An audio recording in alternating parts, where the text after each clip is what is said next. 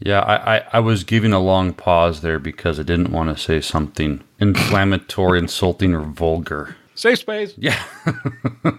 Just give me a heads up next time so I can grab my blankie.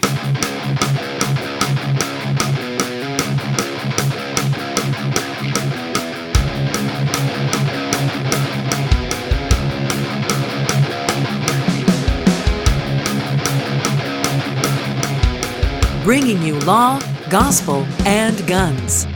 Welcome to Armed Lutheran Radio.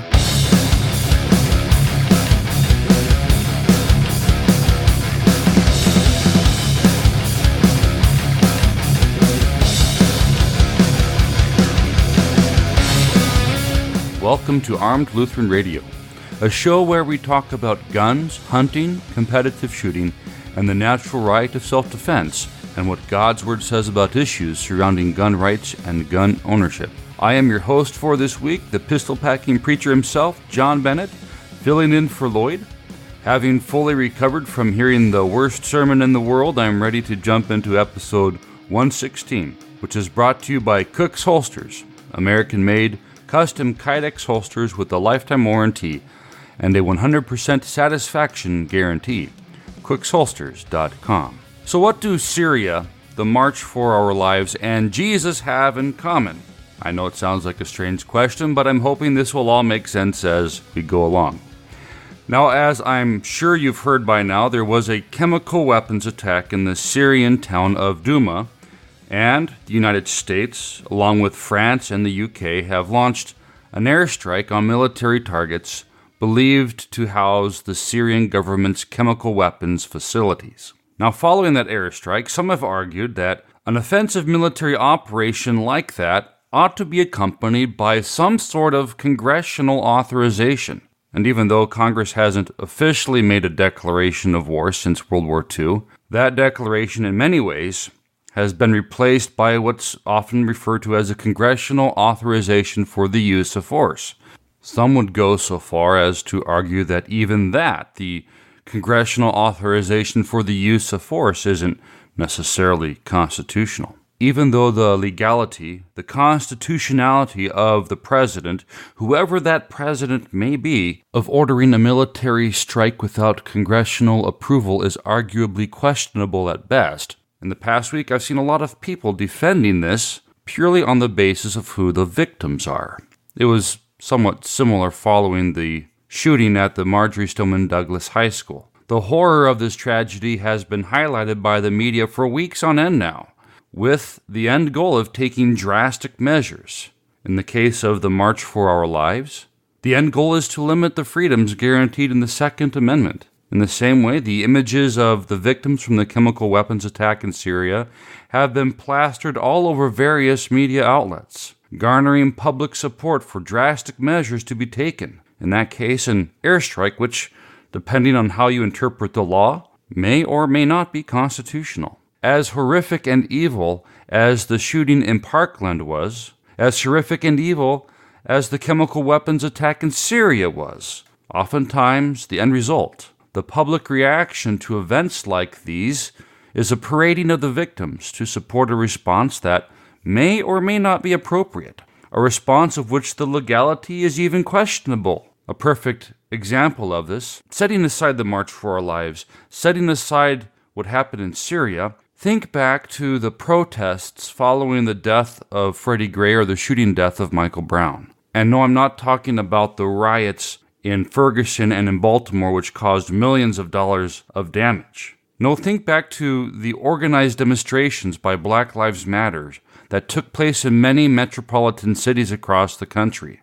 These demonstrations shut down major freeways, disrupted the lives of the citizens of those cities. In some cases, there were reports of protesters blocking ambulances from transporting patients in critical condition.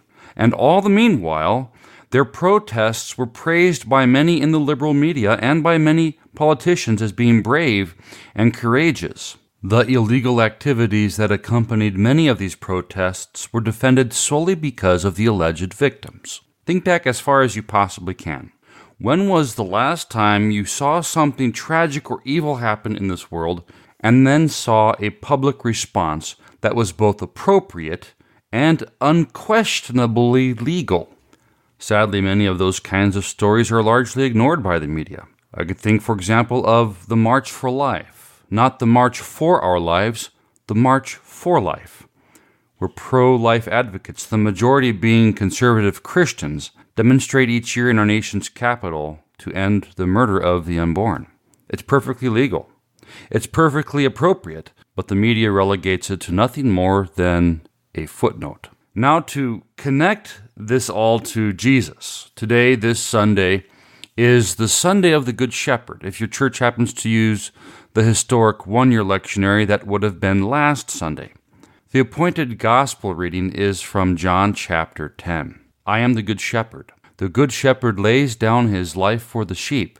He who is a hired hand and not a shepherd, who does not own the sheep, sees the wolf coming and leaves the sheep and flees, and the wolf snatches them and scatters them. He flees because he is a hired hand and cares nothing for the sheep. I am the Good Shepherd. I know my own, and my own know me.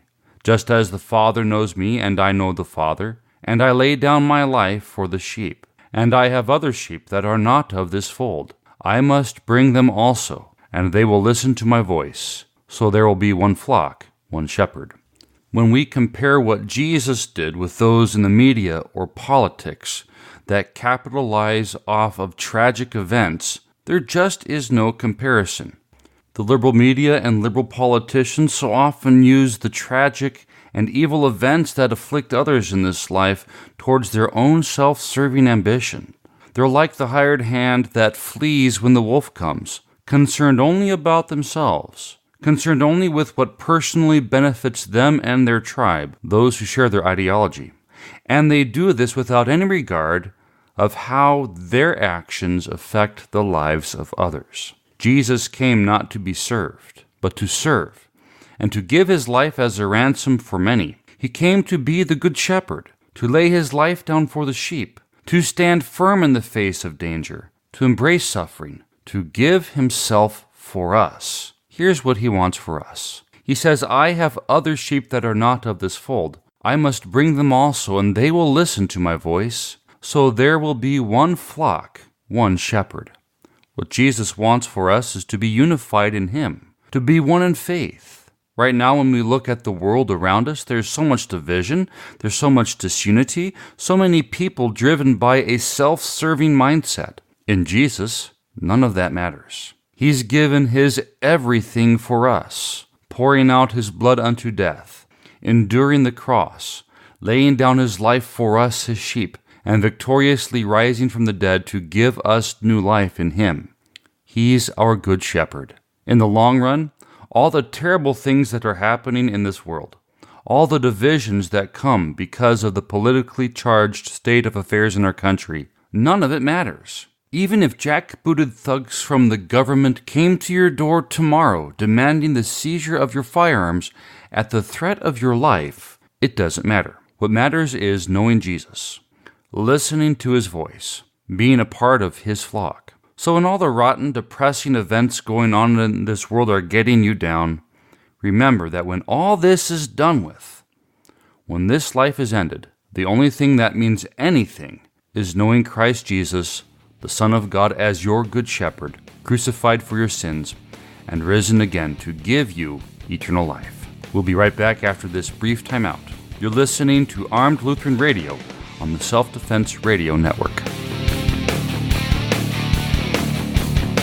Guys, let me take a moment to talk. I want to get a little serious here for a moment. Something really important that you need to consider if you carry a firearm for self-defense. You need to consider legal protection, because if you end up in a fight that ends up resulting in you having to discharge a firearm, even if you don't discharge your firearm, go back and listen to my interview with Paul Lathrop a couple of years ago. Listen to my interview with Marcus Weldon last year. If you are involved in a self-defense shooting situation, even a situation where you threaten to use a gun but don't actually pull the trigger, you may end up in a legal fight after the fact. Even if you're cleared of all wrongdoing, you may find yourself being sued for simply defending yourself. You need to take precautions and to protect yourself and your family. And the way I do it, what I trust, is the Armed Citizens Legal Defense Network. Go to armedcitizensnetwork.org and check them out today. They provide legal protection. They provide money to get you out to cover bail. They provide initial retainers for attorneys. They recommend attorneys for your use in case you ever need to use this service. God forbid you ever do. We carry a gun every day because we hope we never have to use it. This is the same thing. It's a very small fee per year. It's absolutely worth it. Check them out. ArmedCitizensNetwork.org. It's the Armed Citizens Legal Defense Network. Use the promo code ArmedLutheran25 and you'll save $25 off your first year's dues. Check them out today. Don't delay. If you're carrying a gun for personal protection, you cannot afford to not have some sort of legal protection as well. Armed Citizens Legal Defense Network, armedcitizensnetwork.org.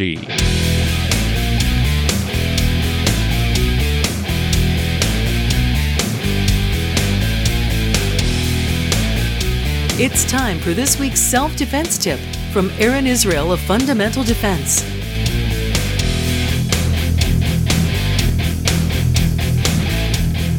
Hey folks, this is Aaron Israel with Fundamental Defense here with your personal defense tip of the week.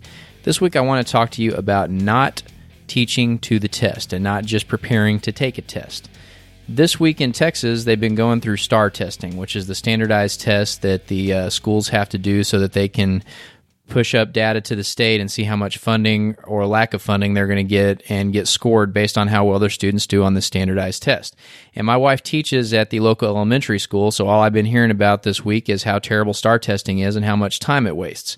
You have to set aside all kinds of classroom time to prepare students specifically for taking this test, and it takes away from a lot of teaching and learning opportunities that really would help make the students better just so that they can prepare for this one specific test that makes such a difference as far as funding and ratings go for the school.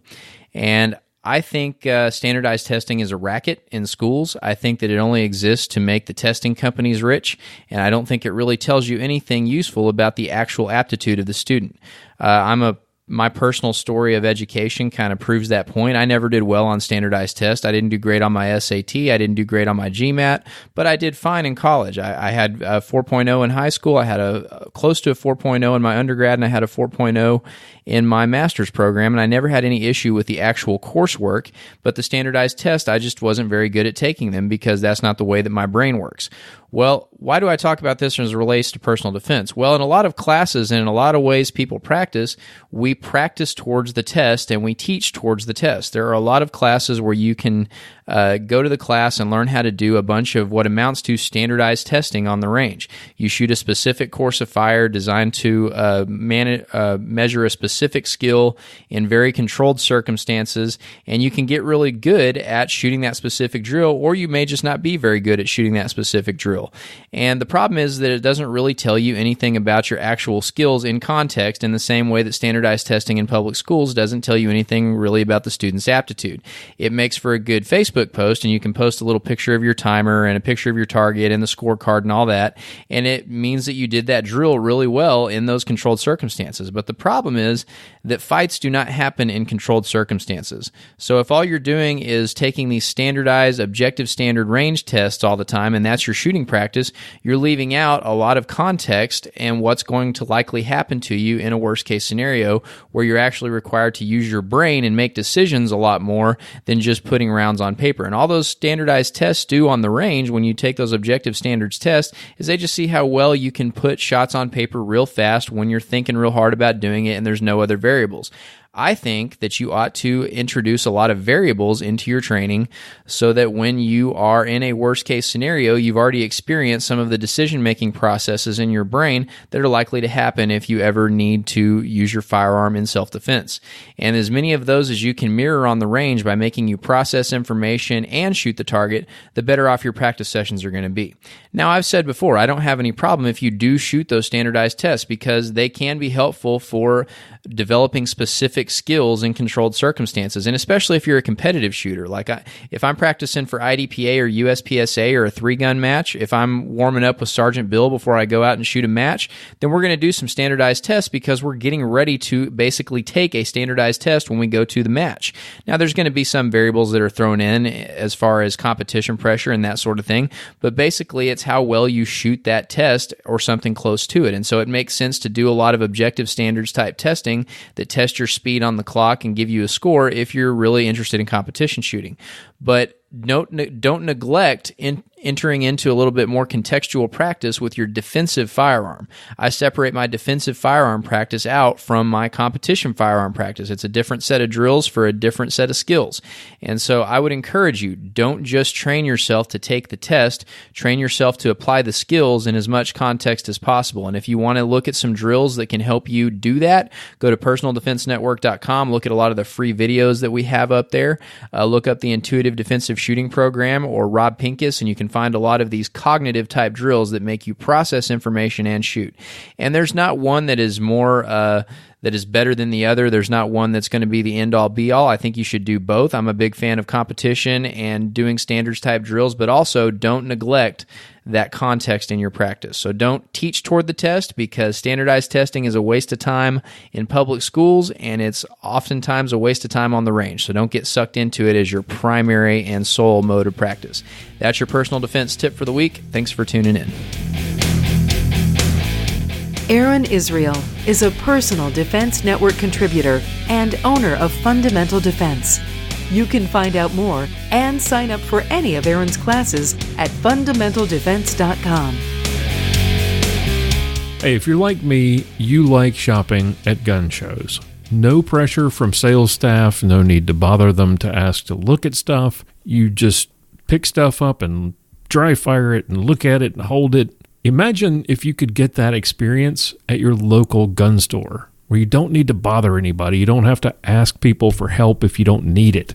You don't have salespeople hovering over your shoulders. Well, this is what it's like when you shop at G4G Guns. Cassie and Patrick Coburn are the owners, and you've heard them on the program before. They are absolutely awesome people, and they'll help you find exactly the right gear for you. But there's no sales pressure. You just browse the store. You pick up and hold anything that you want to look at without asking permission, just like at the gun show. And once you've found the gun you want, or if you actually do need assistance, Patrick and Cassie are there to help. It's the best of both worlds, gun shop and gun show, in one place. It really is the best. G4G Guns. They're located at 2035 Central Circle, Suite 108 in McKinney, Texas. They're open Mondays from 1 to 6, Tuesday through Thursday, 11 to 7, and on the weekends you'll find them at a gun show near you. Or check them out online at G4G Guns. That's G, the number 4, G, guns.com. G4G Guns, the gallery for great guns. G4GGuns.com.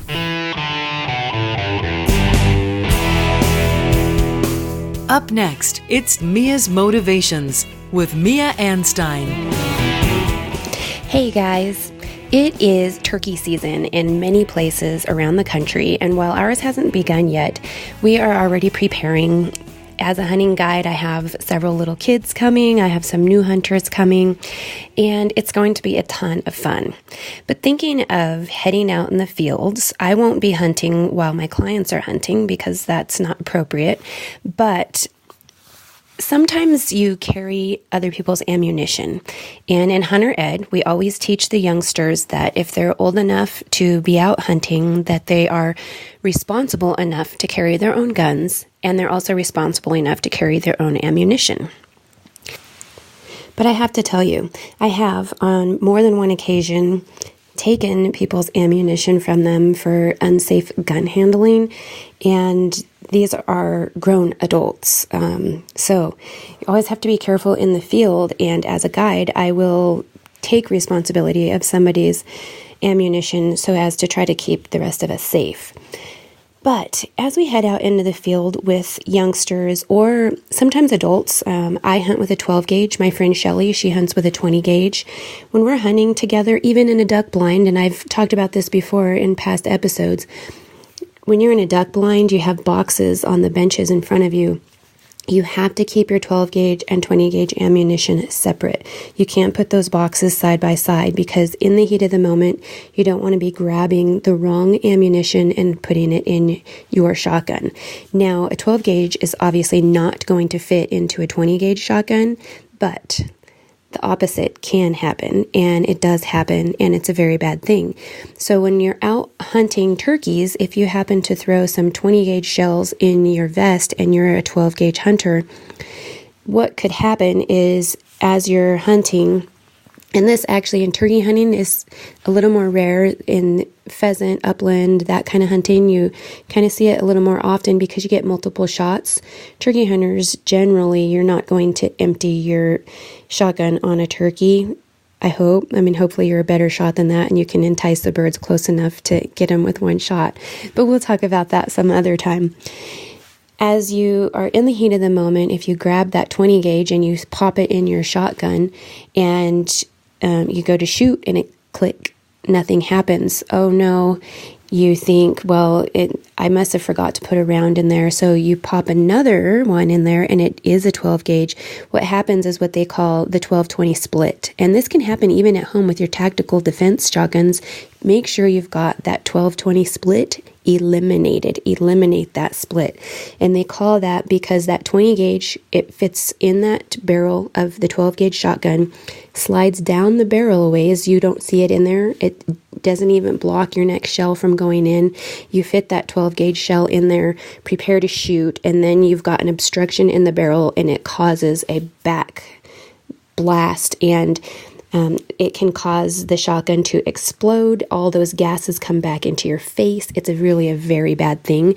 So as we head into turkey season, guys, I hope that you can take someone else hunting, just like we try to take new shooters to the shooting range. Share that passion, but also share the safety. Be safe out there. Make sure you've got the correct ammunition. I hope to see some good stories from everybody during this turkey hunting season. Bye, guys. You can read more from Mia and watch her YouTube videos at miaanstein.com. Hey folks, just wanted to take a minute to talk about our membership site. It's the Reformation Gun Club. Check it out today at gunclub.armedlutheran.us. It's where we put exclusive content. If you want to hear audio that was never released on the podcast, if you want to listen to individual segments, if you want to hear extended versions of our interviews with all the special guests that we've had on the show, if you want to hear extended versions of Clinging to God and Guns, it's as little as $15.17 per year, that in honor of the 500th anniversary of the Reformation. You get access immediately to all of the great content. If you go to the website, gunclub.armedlutheran.us, some of the buttons that you click there, the segments buttons and the select your plan button, those are, and the different contributor buttons, those are going to take you over to Podbean, where all of our content is hosted. They handle all of the signups as well, so I know some people have had questions and been a little confused. Don't be. That's where it all takes place. Podbean handles all of the hosting, and it just makes it a lot easier for us. You get members-only discounts if you sign up today. You get discounts from Cook's Holsters. If you buy through the Armed Lutheran shop, you get discounts on Armed Lutheran swag. You get discounts from Easy to See Targets, Aaron Israel's training classes, Talon gun grips, Dowtech Force, where I get all of my gun belts. You get a basic firearms trust package from $199 Trust for just $59. You get a 10% discount from the Gun Box gun safes. I have one sitting on my desk right here. You will love it. Inline Fabrication gives you 10% off your orders of $20 or more. Check out the Reformation Gun Club today, gunclub.armedlutheran.us. Choose your membership plan, decide what works for you, and take advantage of all the great content, because we've got over 270 audio files available immediately if you sign up today, and we add 4 hours of audio every month. So check it out, gunclub.armedlutheran.us today.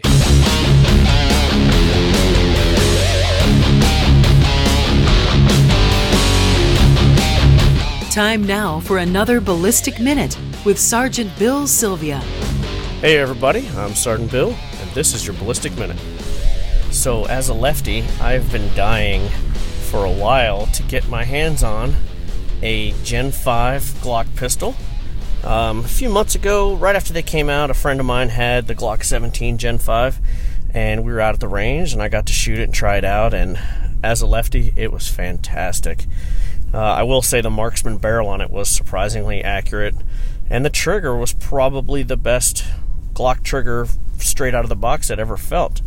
Well, my department has allegedly, as far as I know, has finally decided to approve them, and I went last week and picked up a Glock 19 in the Generation 5 for my carry gun. And I think I may use it in a CCP division in IDPA as well. I just want to give y'all some my initial impressions, because I've only had it for about a week or so I've got to handle a little bit. I haven't got to shoot it yet, but have done a little dry fire practice with it and handling it. So the first thing that everybody will notice is that it doesn't have finger grooves on the grip. And I thought, the lack of finger grooves was going to be a big deal. It's not. I mean, there's pros and cons to it. I have kind of average size hands, I guess, so finger grooves don't seem to bother me. I don't even notice they're there. I notice that they're not there on the Gen 5, but it's not bad. It actually is kind of nice in that you feel like I can grip anywhere on the grip I want. If I want to grip higher, or I'm not stuck with gripping it in the exact spot that the Glock finger grooves were designed for. The beveled magwell on it is pretty nice. It kind of flares out the end of the grip a little bit, which is not a big deal. It's right at the end of where my palm, the heel of my hand is, so it lets you know that you're holding the gun where you want to. Inserting mags seems to go pretty well, maybe a little bit better than the other style. I have noticed that it has like the finger cutout on the front so that you can, if you have to, rip a mag out of the gun, you have somewhere to put your index finger or thumb to pull it out. That the edges on that and the edges on the magwell, from where they molded the plastic or polymer or whatever it is a little sharp. I plan on taking some really high grit sandpaper and just kind of smoothing it out so that it's a little softer and not so sharp.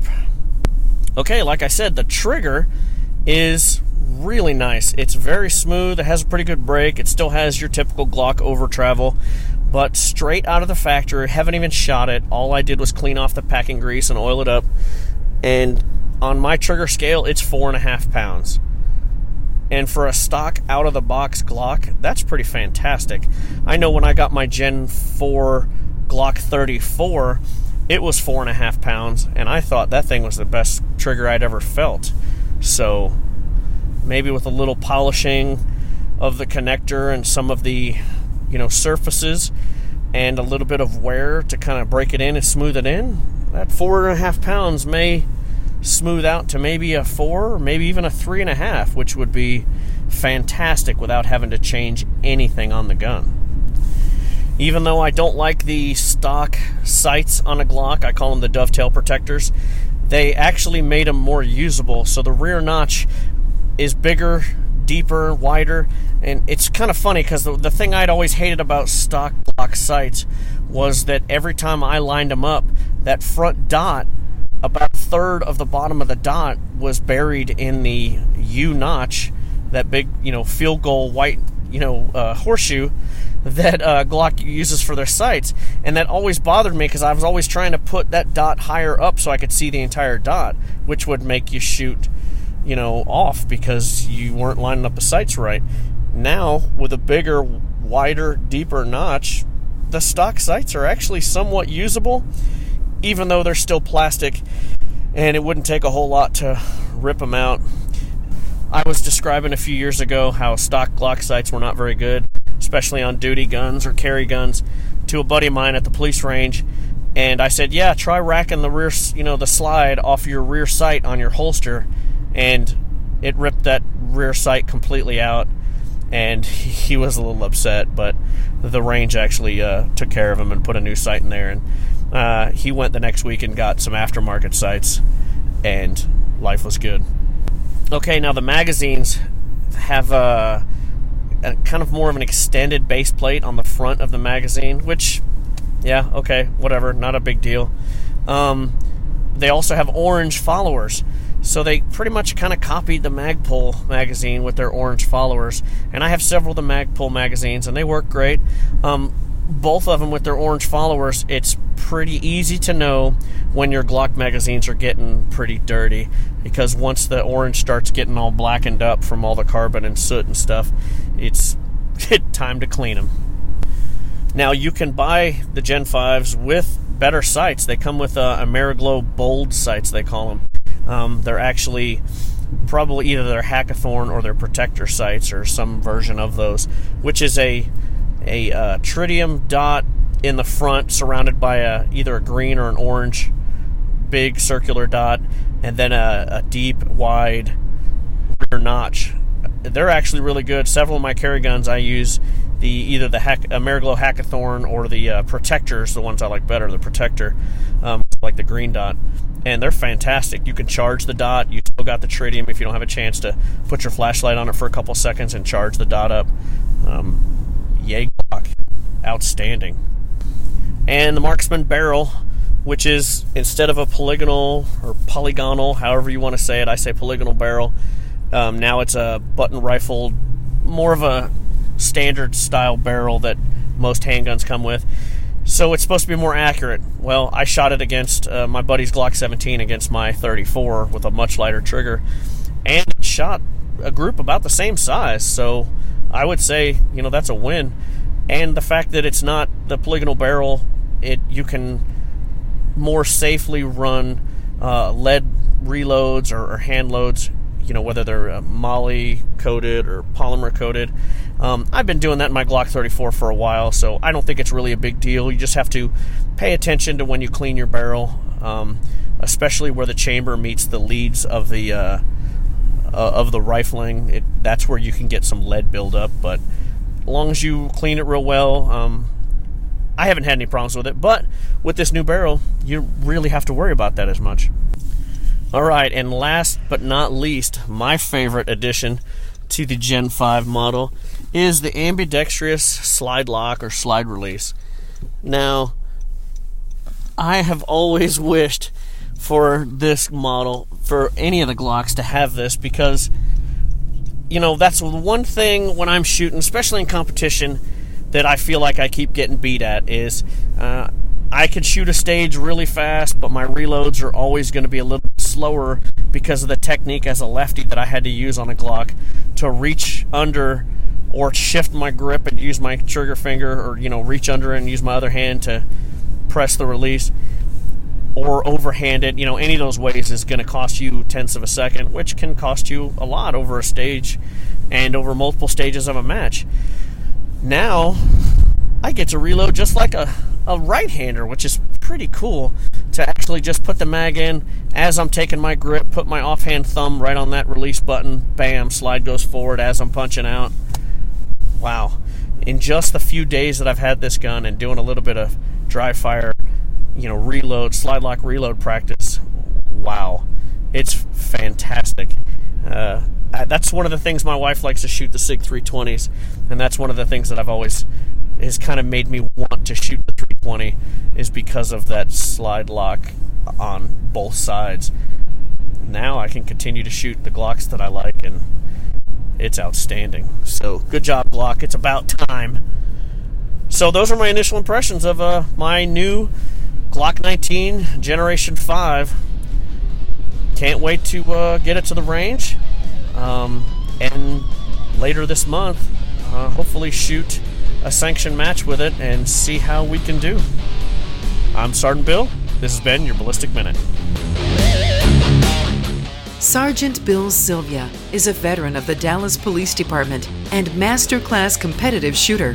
You can watch Sergeant Bill's shooting videos at armedlutheran.us/Sergeant Bill. Hey, if you need a good holster, let me take a minute to tell you about my good friends at Cook's Holsters. If you've got a need for a holster for a carry gun, for competition, for a day at the range, check out Cook's Holsters at cooksholsters.com. They're American-made Kydex holsters, custom-made for your specific firearm with a lifetime warranty and a 100% satisfaction guarantee. And trust me, they stand by that guarantee. I know because I've seen it in action. Great people. You've heard Bob Cook on the podcast a couple of times over the last couple of years. He usually comes in at the end of the year on our Christmas show and talks about what's new for the coming year. He makes a fantastic product, and you will not be disappointed. Trust me, I have been using their holsters for years. I found them when I started doing reviews of holsters back when, in the pre-podcast days, back when I was blogging, and I love the product, and I trust it with my own life. You should give them a shot as well. Check them out at cooksholsters.com. Use the promo code ARMEDPODCAST and get 10% off your order. Check them out, cooksholsters.com today. Welcome back to Armed Lutheran Radio. Time now for Clinging to God and Guns. I'm normally joined by Pastor John Bennett, but he is not with us today, so I'm flying solo. The article I'm reviewing for you today comes from a website called The Stream, and it's written by Dr. Michael Brown, who is a senior contributor at The Stream and the host of the nationally syndicated Line of Fire radio program. His latest book is entitled Saving a Sick America, A Prescription for Moral and Cultural Transformation. He describes himself as becoming a Christian at age 16 when he was a drug-using Jewish rock band drummer. Since then, he's gone on to a number of advanced degrees in theology, including a PhD in Near Eastern languages at NYU, and he's taught at a number of theological seminaries. The article that we're going to look at is entitled, Since When Did Jesus Get Connected to Guns? And this is from October, I believe, of last year, 2017. It makes some interesting points. It's not a typical anti-gun article. It's the author, I think, is making, and he makes that pretty clear in a couple of points, that he's not objecting to your ownership of guns or your right to self-defense or to the Second Amendment at all. He is just objecting to sort of the unique American commingling of the right to bear arms with Christianity. And he makes some interesting points that I wanted to expand on and dig into a little bit deeper. So here we go. He begins like this. Since when did the gospel become associated with guns? Since when did the Christian faith become linked to the right to bear arms? Lest I be misunderstood, this article is not about gun control, nor is it about the Second Amendment. I am not asking whether Christians should serve in the military. I am not questioning our right to defend ourselves. I'm simply asking why conservative Christianity, in particular American evangelical Christianity, is so strongly linked with a passion for guns. There is certainly no scriptural connection to be made. Again, I'm not advocating for new gun control laws, and I am not saying that we roll over and die when attacked by our enemies. I'm not even questioning to what degree churches should have security in place in their assemblies. That is not my focus or issue at all. I understand clearly, 1, the importance of the Second Amendment in American history, 2, the emphasis many American evangelicals put on holding to our constitutional rights, and 3, common sense issues of self-defense. Still, I find it odd that many Americans associate evangelical Christians with guns. And I don't just mean that some evangelicals enjoy hunting. I mean that gospel and guns seem to go hand in hand.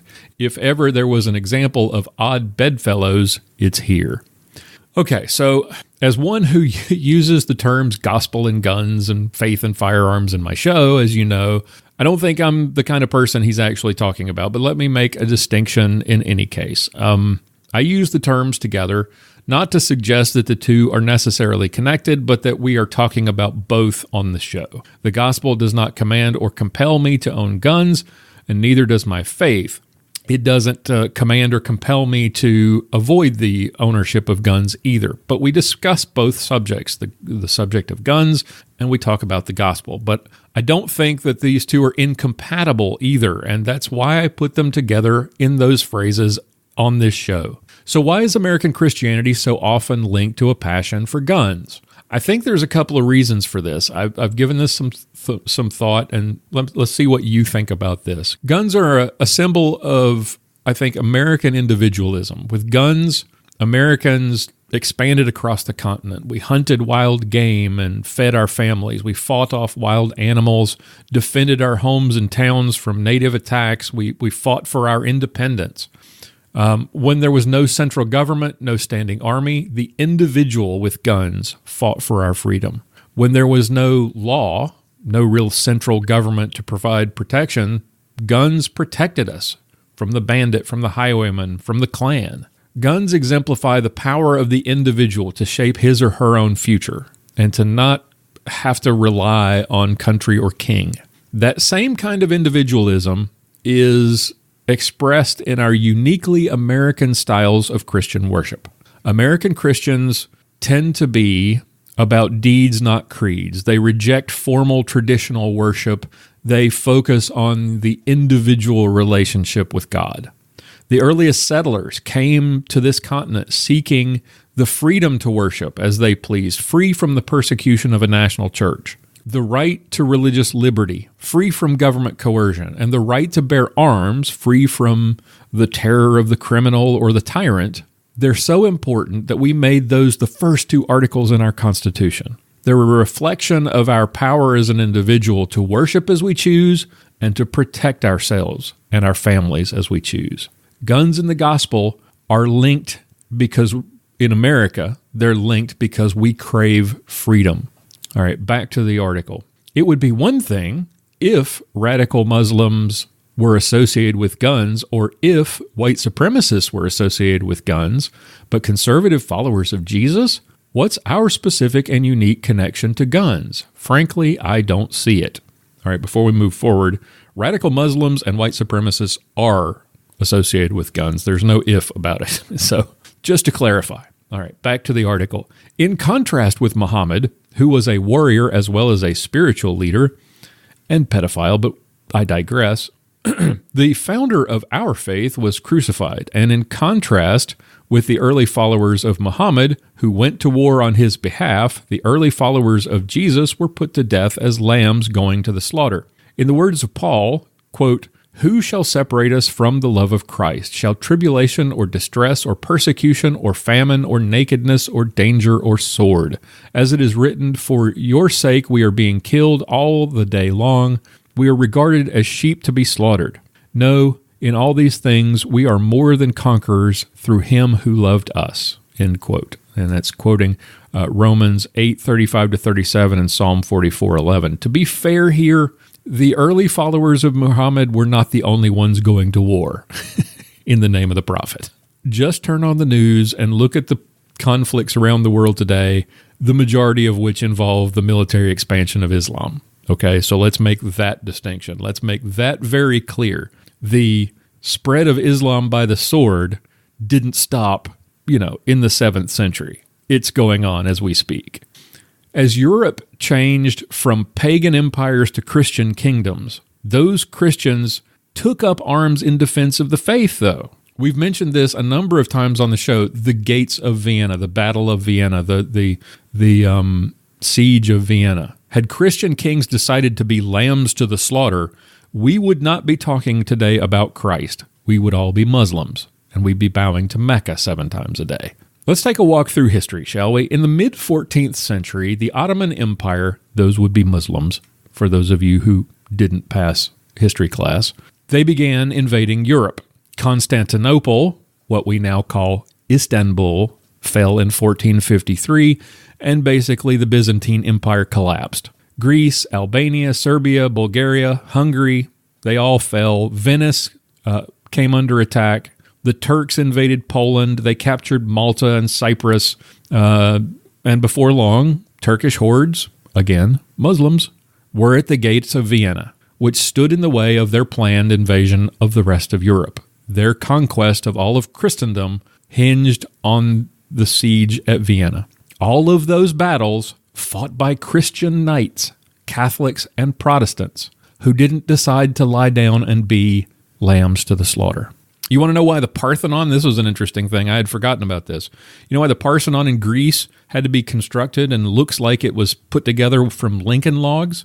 It's not because mean old Christians tore down a pagan temple. It's because Muslim armies used the Parthenon as an ammunition storehouse when they captured Athens. And then during a Venetian expedition to liberate Athens, a mortar shell struck the Parthenon and it exploded. Anyway, that's just a side note. Muslim control of large swaths of Europe lasted into the early 19th century. Then rebellion and the Seventh Russo-Turkish War happened, and Muslim expansion into Europe basically ended. But if you want to know why we have all this nasty ethnic stuff going, all the ethnic wars that happened in the Balkans in the 90s, you can blame the Ottoman Turks, because they invaded and captured the Balkans and left behind a large Muslim population. The Armenian genocide, Ottoman Turks too. Anyway, this isn't a Turkish bashing article, sorry. But those who drove them back and reclaimed formerly Christian lands were Christians with weapons. See, there's a distinction between the proper use of arms and their improper use. And the purpose of conflict. Is the purpose to defend? Is it to liberate? If so, it's a just war. And for the Christians who are engaged in it, it's moral. It's a good work on behalf of the people you're defending or liberating. Thomas Aquinas wrote about this in the Summa Theologica. He talked about the requirements, what's required in order for war to be just.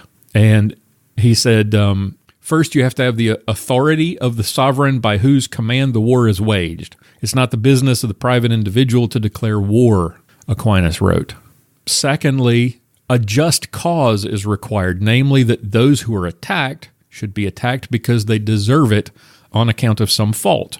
And he quotes Augustine as saying, a just war is wont to be described as one that avenges wrongs when a nation or state has to be punished for refusing to make amends for the wrongs inflicted by its subjects or to restore what it has seized unjustly. Okay?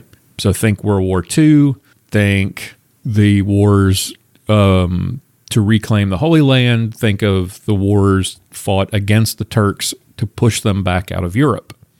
Thirdly, it's necessary that the belligerents, that would be the people fighting, should have a rightful intention so that they intend the advancement of good and the avoidance of evil. In other words, if you are liberating people, if you are defending people who are under attack, that's a good thing. If you're intending vengeance or harm or punishment, or if it's a lust for power, if you are trying to expand your kingdom, then that would be wrong.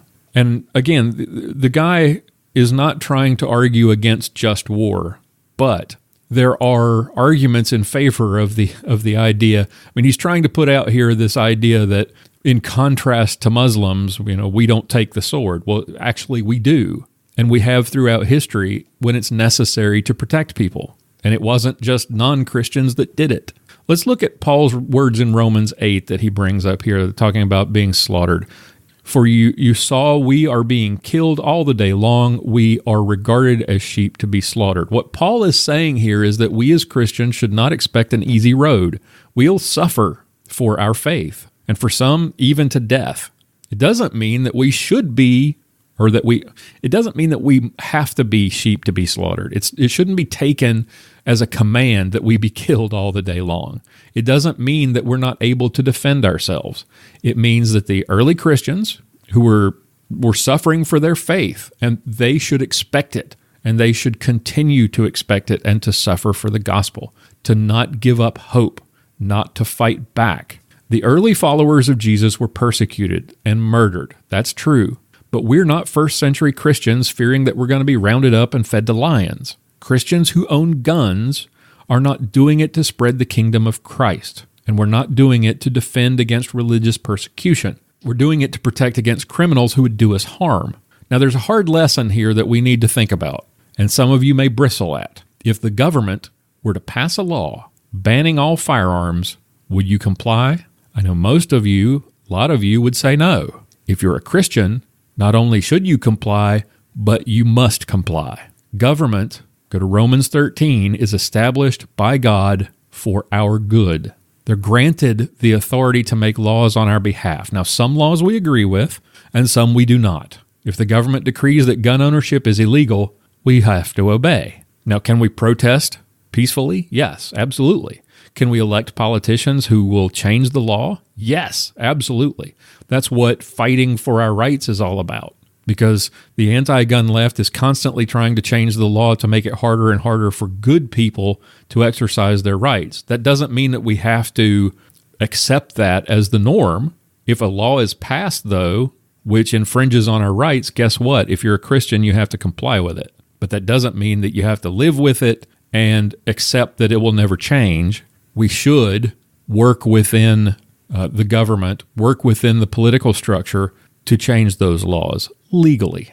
Well, let's look at another example. The government has decided through the Supreme Court, the Roe v. Wade ruling, that abortion should be legal. Now, we as Christians oppose that idea, but that doesn't mean that we have to comply if the government tries to force us individually to have an abortion. That would be to force us to violate the fifth commandment as well as the first. But we can oppose the laws that make abortion legal, and we can oppose them in legal ways, not by blowing up abortion clinics or by shooting abortion doctors as some fanatics have done in the past. To do that would violate both the authority of the government and indirectly the first commandment, and of course the fifth commandment and its prohibition against murder. Remember, when Jesus told Peter, and this is brought up later in this article again, those who take the sword will perish by the sword. Well, that's what Jesus was talking about. If you're using violence to advance your cause or to oppose what God has ordained, you're going to perish in the process. At some point, it's going to come back and get you.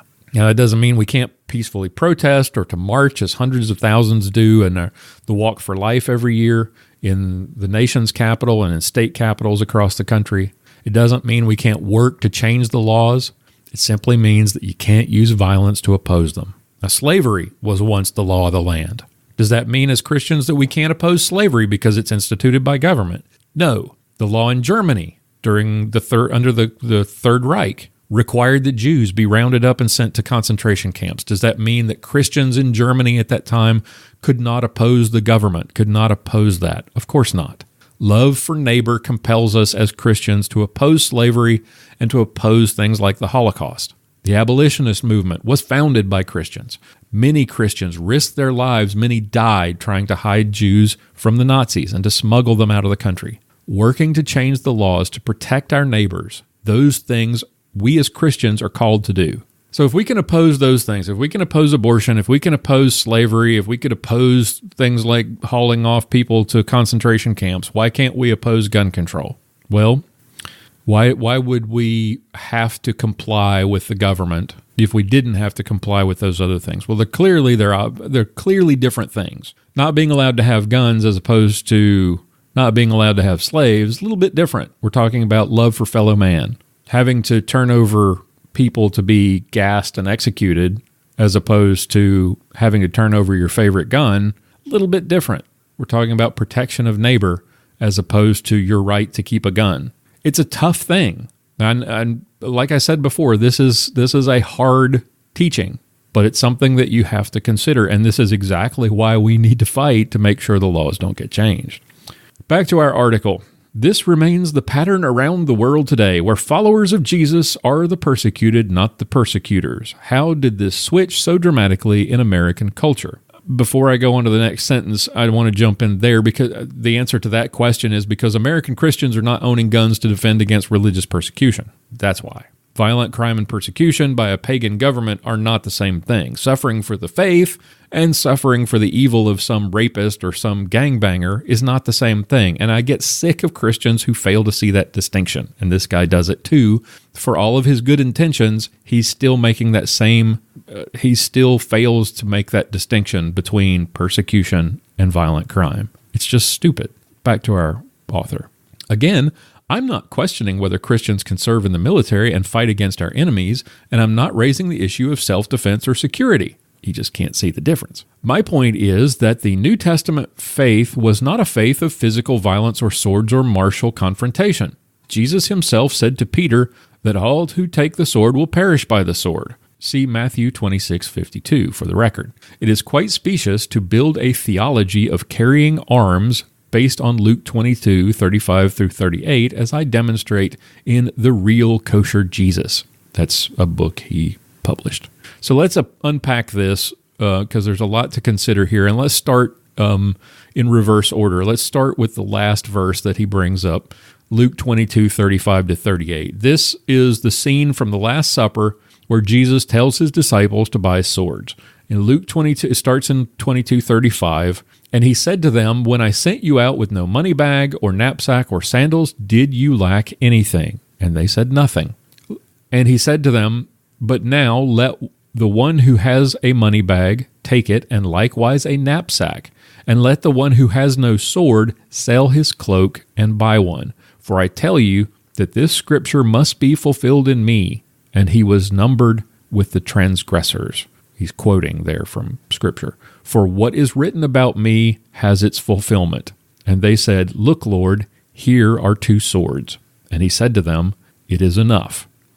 Now, I think the point that the author is trying to make here is that if you take this passage from Luke 22 and you read it as a command for us to arm ourselves, you're wrong. And I agree with that. We dissected this point, a sermon by Pastor Steven Anderson, who interpreted Luke 22 this way. He said, Jesus says 2 swords is enough. 1 is not enough, so you have to have at least 2 weapons for protection. No, this was a specific instruction for his disciples at a specific time. He was going to be crucified, hung on a cross, and punished as a transgressor, so the disciples were going to be out in the world without his divine protection. So it's a good idea to be prepared, he was telling them. When they say, "Look here, we've got 2 swords," he already knew that. He's God. He knew they had 2 swords. This was not a surprise. The point of the verse is not a command to go buy stuff. It's to prepare for Scripture to be fulfilled. And the disciples say, "See, look, we've got 2 swords." And they're clearly missing the point. The way that we as gun owners should look at this, the way that this relates to the gun rights debate, is to make it clear that Jesus didn't oppose or object to the idea of bearing arms. But it would be incorrect to interpret this as a command to go out and buy guns. Now let's take the second verse from Matthew 26:52 that I referenced earlier and we talk about a lot on the show. This is from Matthew's account of Jesus' arrest in the Garden of Gethsemane. It's from Matthew 26. We'll start with 26:51, actually, and give you a little context. "And behold, one of those who were with Jesus stretched out his hand and drew his sword and struck the servant of the high priest and cut off his ear. And Jesus said to him, 'Put your sword back into its place, for all who take the sword will perish by the sword.'" So what's going on here? What's going on? First, note that Jesus did not take away Peter's sword, as some pacifists would argue. We learn in the Gospel of John that this disciple's name was Peter. The guy who hacked off the ear was Simon Peter. He didn't tell Peter to throw the sword away. He didn't rebuke him for having it in the first place. Remember, as I just mentioned, that very night he told them to go buy one. And they said, "Hey, we got 2. So he knew that they were armed at that point. So at no point does he oppose them carrying arms. What he does oppose is using that sword improperly. Put your sword back in its place, he says, meaning that it has a place. And this was not the place or time to use it. Let's look at the following 2 verses that, again, seems like everybody who uses this verse to oppose either the combination of guns and Christianity or to support gun control, they all seem to want to use Matthew 26:52, and they ignore all the rest of the stuff around it. It's typical. So let's look at 26:53 and 54. "Do you think that I cannot appeal to my Father, and he will at once send more than 12 legions of angels? But how then should the Scriptures be fulfilled that it must be so?" So Jesus is not objecting to Peter's use of the sword, but to Peter's use of the sword to interfere with the fulfillment of Scripture, which he mentioned in Luke 22 when he told them to go buy swords. Remember in Luke 22, he says, "I tell you that this Scripture must be fulfilled in me." In other words, I'm going to be numbered with the transgressors, and the time is coming when I'm going to be arrested and I'm going to be crucified. And so here he's saying, I don't need your help. I don't need your defense. I could appeal to my Father. I could appeal to God, and He will at once send more than 12 legions of angels to defend me. But if I let you defend me, or if I let God defend me, how then would the Scriptures be fulfilled? That's what he's saying. He's opposed not to Peter's use of the sword, not to Peter's ownership of the sword, but to Peter's use of the sword to try to stop Jesus going to the cross. All right, back to our author. While it's fine to have our uniquely American discussion about these issues, let's separate the gospel from guns. The point of all this is simple. Our debates about gun control, the Second Amendment, and the strength of our military should not get in the way of our discussion about Jesus and the gospel. There is no connection between the two. What's more, there are devoted followers of Jesus who serve in the high echelons of the military and devoted followers of Jesus who are conscientious objectors. Would anyone question the Christian conviction as well as military valor of the subject of Mel Gibson's Hacksaw Ridge?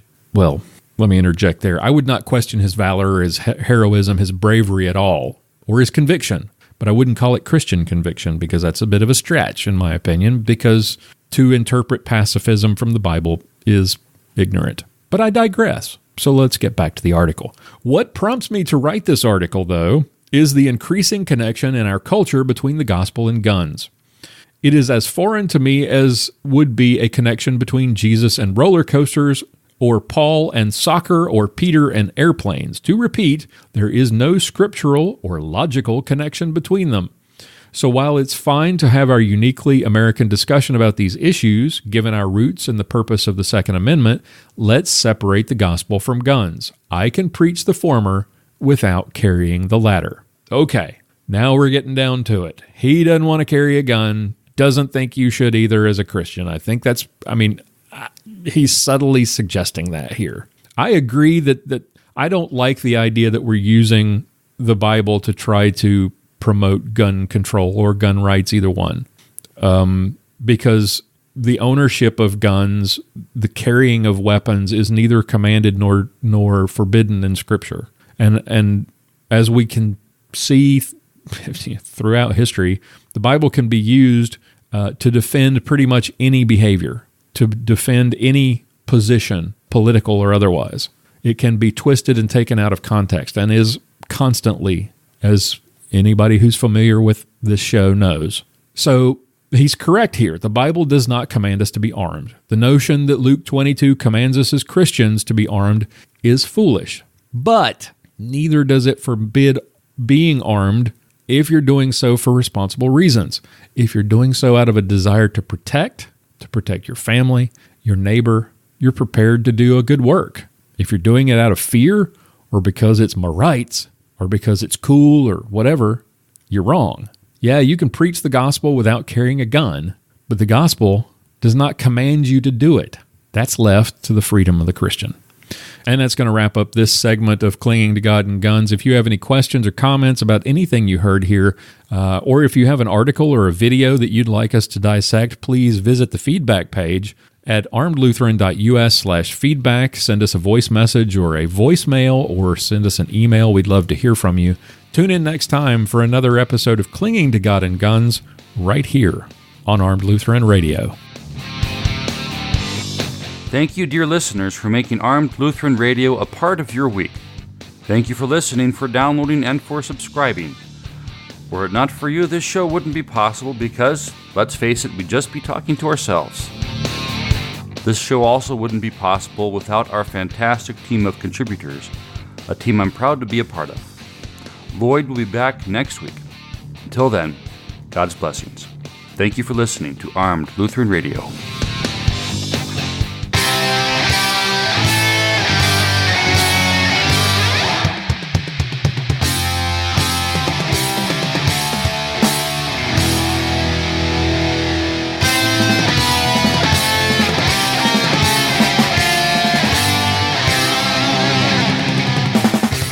Thank you for listening to this episode of Armed Lutheran Radio.